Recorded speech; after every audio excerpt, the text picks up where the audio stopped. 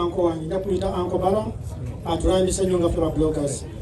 Wano tulina ba bloggers bangi ne ba youtubers bangi abakoze omulimu omunene nnyo okubeera nti nno bannayuganda tufuna information etuufu nga teri edited. Neneebaza abayimbi mwenna bannamawulire mwenna abali mu biti ebyenjawulo nti nga ffe ba bloggers omulimu gwa blogging gwatandika gunyombebwa. Nze baja bampisaamu eggaali nga tutandika n'essaawa zino mulimu era neebaza bannayuganda mwebala okutuweera okaminga.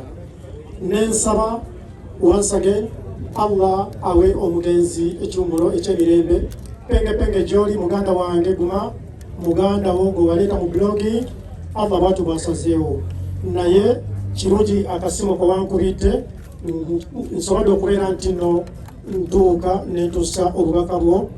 Yes, babloggers abali wano bangi abamu tebabamanyi abalala babamanyi. Nsaba buli muntu agenda kwogera erinnya lye.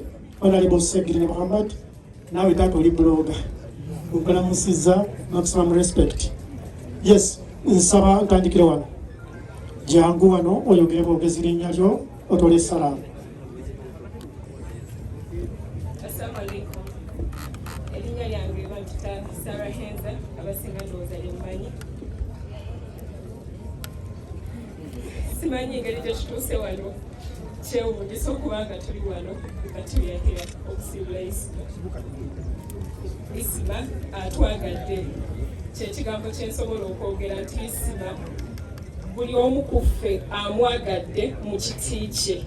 Isma atwagadde era nensaba Allah mugaziyize entaana ye omwe n'ekiwumula ekyemirembe.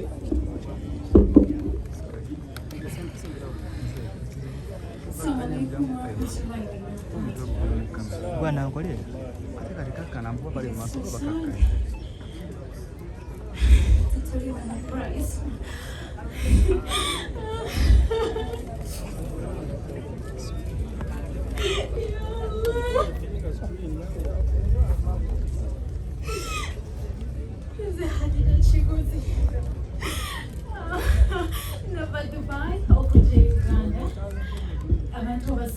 Bannaye tusabye kwogera bwogezi mannya oba obudde. Bambi twogere bwogezi linnya nakutola salaamu kimala taata gwotako. Assalamu alaikum wa rahmatullahi ta'ala wa barakatuh. Amanya yenze Abdusem Bijja omdiribada. Bannange kitalo nnyo kitala ddala. Amanya agange nze Alan Cruz kitalo nnyo kyayisa. Assalamu alaikum wa rahmatullahi wa barakatuhu. Amanya nze Pizikilak. Allahumma ghafirahu wa rahamahu waskunuhu fil jannati na'im.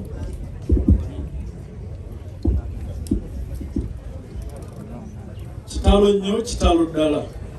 Sigenda kwogera bwogezi mannya gange gokka nga abasajja batutta. Twayingira omulimu guno gwa blogging nga tuli ku saidi y'NRM.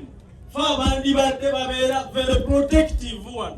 Olaba abantu abeeyagalira mu gavumenti nga tebalina na muntu abakyaye. Sebo tusabye kwogera mannya. Isma afudde alina obulumi ku mutima ta protectingibwa. Tusabye kwogera linnya Edibizaya. Tusabye kwogera mannya gammwe. Kwa gavumenti eno engeri gyetukubyemu nga bakuloga. Sebo tata Mungu akunyweze. Wenjogerera tata wa Ismail ayingira ekidaala ye muzeyi gwabadde ayogeranga ku tata wange omutabbuliki. Tusaba Allah ekitiibwa akunyweze. Kigambo kufiirwa mwana kigambo kinene nnyo. Bannaye tusaba kaakati mugende mu maaso nga mwogera mannya gammwe speech. Sanero ka final channel bazo okukola n'omukulu Isma.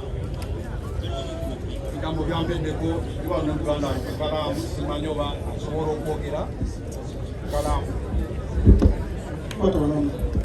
Omwami ono bamuyitaka kalaamu sokwogera omugoti abakungu bamulabe Sembera Walugoti tasobola kwogera olw'omukwano gwe gwabadde alina n'omusajja kwe tuzze okuwerekera mu kitiibwa kye ky'ekituli.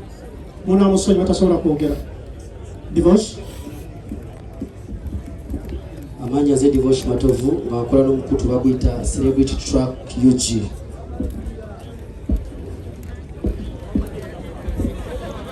Amanya gange Zero Superstar kitalo nye kya munaffe Isma Olaxes tusaba mukama amuki mu ky'emirembe. Amanya Lwaki kola n'omukutu Lwaki exclusive kitalo nnyo ekya muganda waffe Isma Olaxes. Yes, bannange tuli bangi wabula yondooza omu yekka. Basebo ne banyabo nsaba eddakiika 5 ziweddeko. Bannange kitalo nnyo okufiirwa President of Bloggers Association amanya aganze tamale mirundi kitalo nnyo amanya gange Nze Kuku.